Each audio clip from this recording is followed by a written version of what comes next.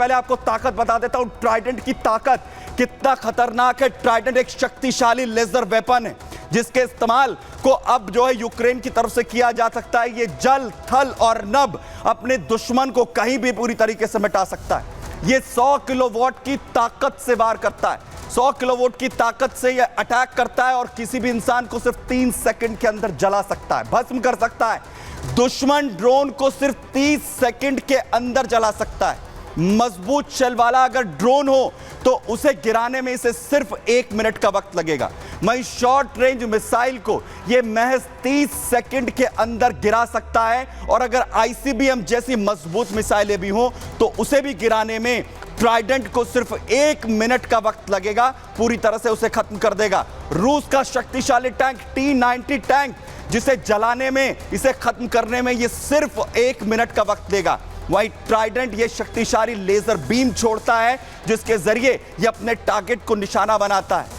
लक्ष्य को नष्ट करने में इसकी जो लेजर बीम है वो पूरी तरह से सक्षम होती है। वही बेहद सटीकता के साथ ये टारगेट को खत्म कर देती हैं। और आपको बताऊं कि लाइट की स्पीड से ये ट्राइडेंट जो हमला अपने दुश्मन पर करता है और बेहद कम वक्त में इसे ऑपरेट किया जा सकता है, एग्जीक्यूट किया जा सकता है। और सबसे बड़ी बात ये कि गोला बारूद इसे जरूरत ही नहीं है और इसे लगातार कम लागत में ऑपरेट कोई भी जो है वो दुश्मन यहां पर ऑपरेट कर सकते हैं। वहीं दूसरी तरफ जहां यूक्रेन की तैयारी है वहीं रूस भी अपनी तैयारी यहां पर कर रहा है और सैनिक मिसाइल का प्रोडक्शन यहां से बढ़ाया गया। बड़ी अपडेट आपको यहां पर दे रहा हूं इस क्षेत्र से। यूक्रेन समेत पश्चिम पर पुतिन की पूरी तरीके से नजर इस वक्त बनी हुई है।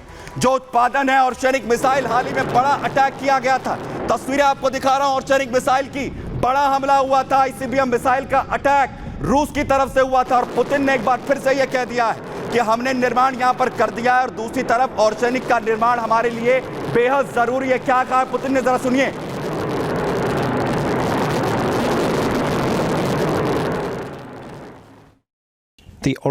ओरशेनिक का प्रोडक्शन हमारे और हमारे सहयोगियों की रक्षा के लिए जरूरी है। ओरशेनिक मिसाइल सिस्टम का इस्तेमाल सिर्फ तब किया गया जब पश्चिमी लंबी दूरी के हथियारों को यूक्रेन में तैनात करने की उकसावे की कार्रवाई हुई है। आगे भी रूस की रक्षा के लिए हम ऐसा ही करेंगे। तो केमिकल कमांडर की हत्या, दूसरी तरफ लेजर वेपन्स की पूरी तरह से तैयारी और तीसरी तरफ और सैनिक मिसाइल के जरिए जो बड़े अटैक यहां पर लगातार इस वक्त किए जा रहे हैं। तो क्या रूस यूक्रेन के बीच चल रही ये जंग अब विध्वंसक मोड़ लेने वाली है? जरा देखिए।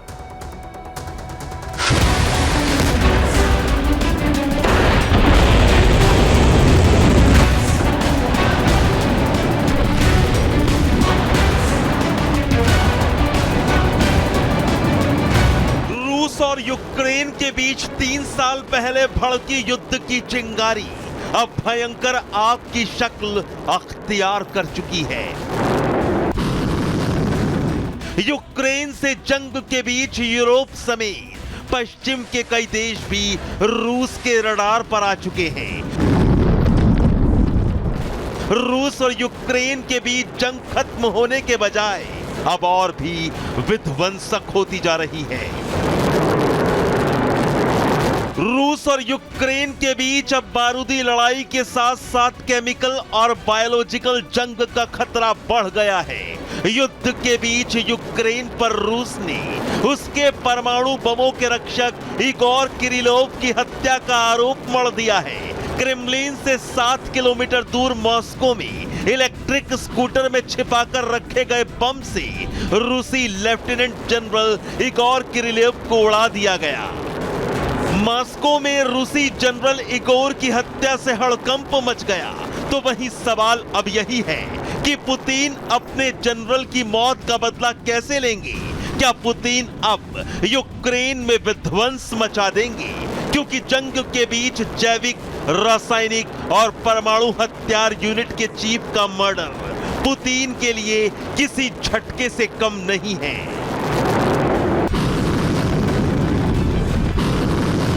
यूक्रेन के इस कदम से सवाल यह भी है कि क्या जेलेंस्की के निशाने पर रूस के जैविक, रासायनिक और परमाणु वेपन हैं? रूस जो बार बार परमाणु हमलों की धमकी देता आया है, क्या जेलेंस्की ने इस तरह से उसको जवाब दिया है?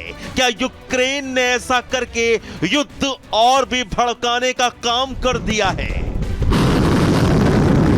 इधर यूक्रेन ने लेजर हथियार हासिल करने का दावा कर दिया है। जंग के मैदान में रूस को मात देने की जोरदार तैयारियां यूक्रेन कर रहा है।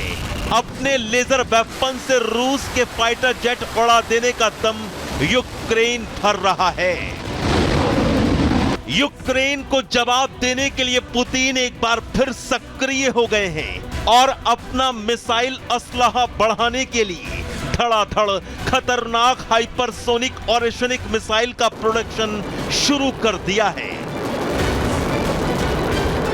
रूस और यूक्रेन युद्ध परमाणु जंग के मुहाने पर खड़ा है और इस न्यूक्लियर वॉर की आहट से पूरी दुनिया दहशत में है। Bureau report, Republic Bharat. पूरी दुनिया के अंदर इस वक्त दहशत देखने को मिल रही है जिस तरीके के हालात रूस और यूक्रेन जंग में हो रहे हैं। और वहीं बड़ी अपडेट आपको दूं, बड़ा सबूत दिया गया है यूक्रेन की तरफ से वीडियो जारी कर कोरियाई सैनिकों की मौजूदगी रूस और यूक्रेन की जंग में है।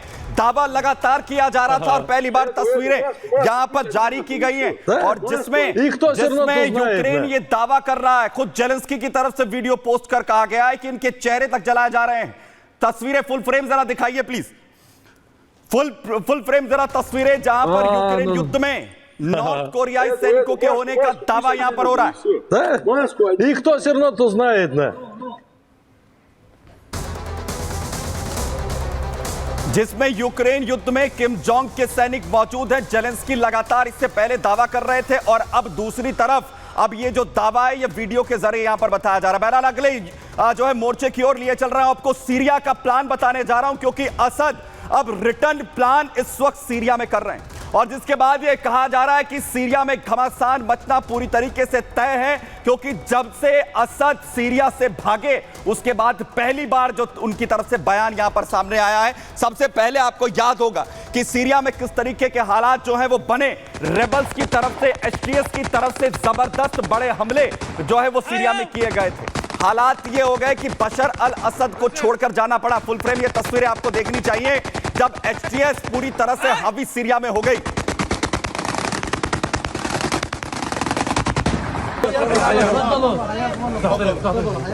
वहीं बशर अल असद को सत्ता छोड़कर भागना पड़ा। बशर आखिर कहां पर गए हैं यह किसी को जानकारी नहीं थी। इसके बाद यह कयास लगाए गए कि रूस में जो है वो ठिकाना लिया। अगली तस्वीर में आपको दिखा रहा हूं। उसके बाद यह कहा गया कि रूस में ठिकाना जो है वो बशर अल असद का है।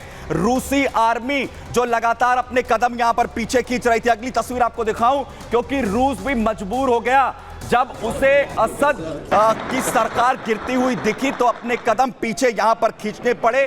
दमिश्क में भी पूरी तरह से कब्जा यहां पर हुआ और हालात अब बशर अल असद के ये कि असद अपनी चुप्पी अब तोड़ते हुए दिख रहे हैं।